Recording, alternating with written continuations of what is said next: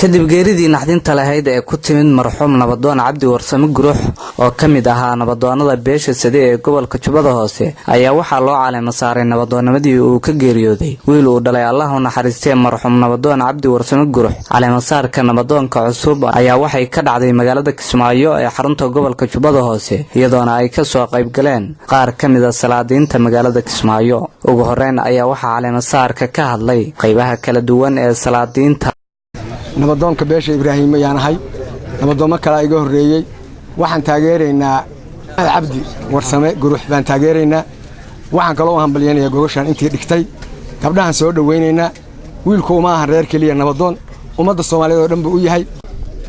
marka hore Allah u naxariisto Cabdi Warsame Gurux oo saaxiibkay ahaa horaan u geeriyooday oo maanta lagu caleema saaray wiilkiisa Maxamed Cabdi Warsame Gurux.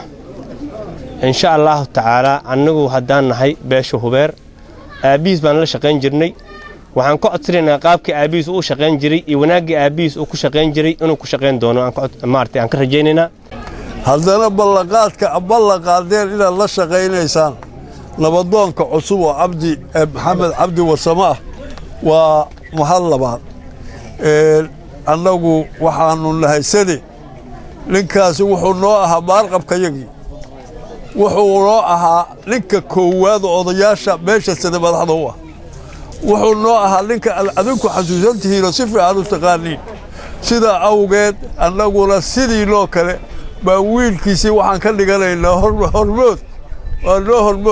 dhanka kale waxaa soo dhaweeyay caleema saarka nabadoonka cusub qaybaha kala duwan ee bulshada. waa Kooshin Cabdirasaaq Xajaadan waxaan halkan uga hambalyeynayaa nabadoon محمد عبدي ورسمي قرح waxaan leeyahay hambalyo ku soo dhawow xilka amaanta lagu magacaabay. gabagabadii ayaa waxaa hadalka qaatay nabadoon Maxamed Cabdi Warsame Gurux oo ah nabadoonka cusub ee la caleema saaray.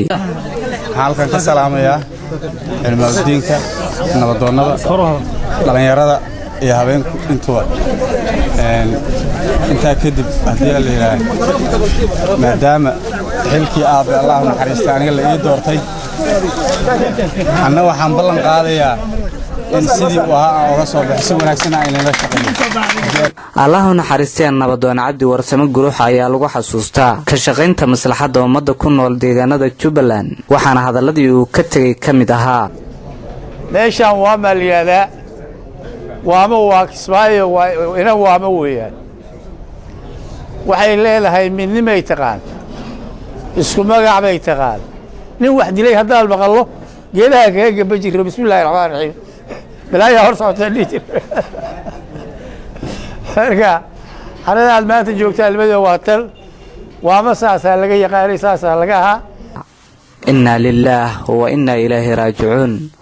Saabir Cabdulqaadir Warsame Saabir Honesty telefishinka caalamiga ee Somali Cable magaalada Kismaayo.